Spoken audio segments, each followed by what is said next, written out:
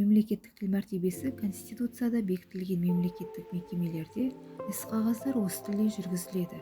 Әдетте мемлекет негізін құраушы әрі жердің байырғы иесі болып саналатын халықтың тілі мемлекеттік тіл болып бекітіледі.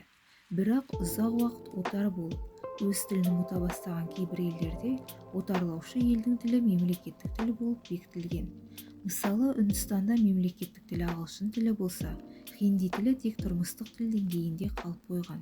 Марокконың, Алжирдің мемлекеттік тілі араб тілі болғанымен, ресми тіл ретінде француз тілі онымен бірдей дәрежеде қолданылады.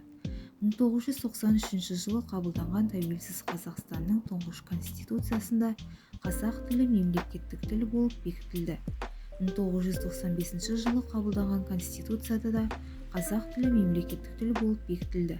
Алайда сонымен қатар орыс тілі ресми түрде мемлекеттік тілмен қатар қолданылады. 1996 жылы 4 қарашада Қазақстан Республикасы президентінің жарлығымен Қазақстан Республикасының тіл саясаты тұжырымдамасы мақұлданды.